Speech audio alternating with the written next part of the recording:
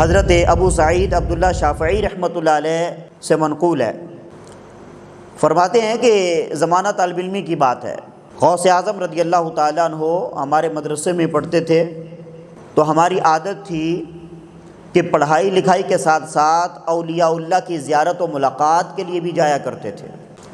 تو بغداد سے قریب ہی دریائے دجلہ کے پار ایک ولی اللہ کے بارے میں ہم نے سنا جس کا نام غوث تھا۔ وہ بیٹھے بیٹھے غائب ہو جاتے تھے اور پھر واپس آ جاتے۔ تو ایک روز ہم 3 لوگوں نے ان کی زیارت کا پلان بنایا۔ ابو سعید عبداللہ شافعی جو راوی ہیں، ابن سقا اور شیخ عبد القادر جیلانی۔ راستے میں ابن سقا کہنے لگا، میں اس ولی سے ایسا سوال پوچھوں گا کہ وہ چکرا جائے گا، اسے جواب ہی نہیں آئے گا۔ ابو سعید عبداللہ شافعی کہتے ہیں، میں نے کہا میں بھی ایک سوال پوچھوں گا لیکن دیکھتا ہوں وہ کیا جواب دیتے ہیں۔ تو شیخ عبد القادر جیلانی کہنے لگے، میں ان سے کوئی سوال نہیں کروں گا، میں صرف ان کی زیارت کر کے ان سے برکت حاصل کروں گا۔ یہ تینوں جب ان کے آستانے پر پہنچے تو وہ کمرے میں موجود نہیں تھے، لیکن تھوڑی دیر کے بعد دیکھا تو وہ بیٹھے ہوئے ہیں۔ جب یہ لوگ اندر گئے ہیں تو وہ نظر نہیں آئے، لیکن وہ کمرے میں ہی تھے۔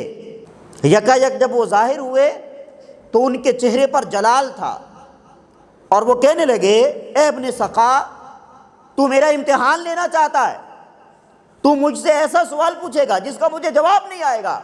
سن، تیرا یہ سوال ہے اور تیرا یہ جواب ہے، اور میں تیرے گرد کفر کی آگ دوڑتے ہوئے دیکھ رہا ہوں۔ پھر راوی کی طرف متوجہ ہوئے، ابو سعید عبداللہ شافعی کی طرف، اور فرمایا، تم سوال پوچھو گے اور دیکھو گے کیا جواب دیتا ہوں۔ تیرا یہ سوال ہے، اس کا یہ جواب ہے، اور میں دیکھ رہا ہوں کہ دنیا تیرے کان کی لو تک آ چکی ہے۔ پھر شیخ عبد القادر جیلانی کی طرف متوجہ ہوئے، ادب احترام اور عزت کے ساتھ انہیں اپنے قریب بٹھایا اور فرمایا، میں دیکھ رہا ہوں کہ تم برسر منبر یہ اعلان کر رہے ہو، قدمی ہذہ علی رکبۃ کل ولی اللہ، میرا یہ قدم تمام اولیاء زمانہ کی گردنوں پر ہے۔ راوی کہتے ہیں وقت گزرتا چلا گیا، وہ غوث جو تھے وہ اسی وقت غائب ہو گئے، اس کے بعد کبھی کسی نے ان کو نہیں دیکھا۔ ہم لوگ واپس آ گئے۔ ابن سقا بہت بڑا عالم، فاضل اور ماہر بن گیا، اتنا فصیح و بلیغ اور اتنا ماہر، ہر فن مولا کہ بڑے سے بڑا کسی بھی فن کا عالم اسے ہرا نہیں سکتا تھا، سب کو شکست دے دیتا۔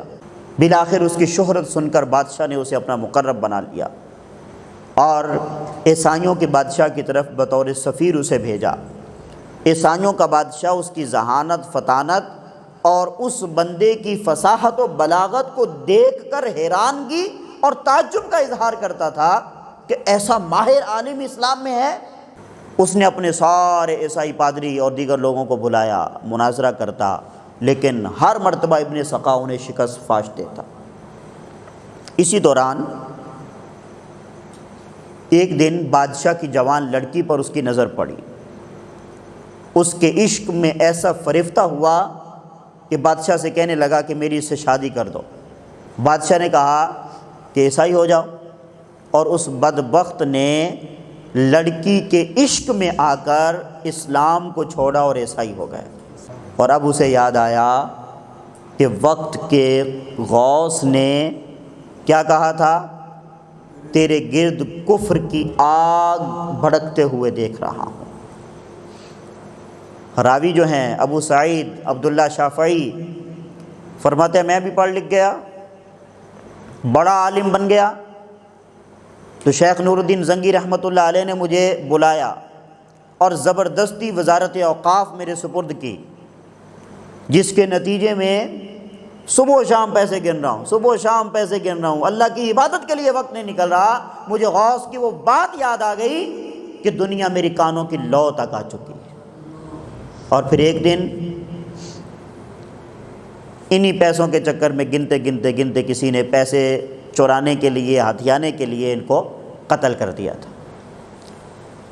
غوث اعظم رضی اللہ تعالیٰ عنہ بھی پڑھ لکھ گئے، اللہ تعالیٰ نے آپ کو پھر ایسا مقام مرتبہ عطا کیا کہ آپ نے برسر ممبر یہ اعلان کیا کہ میرا یہ قدم تمام اولیاء زمانہ کی گردنوں پر ہے۔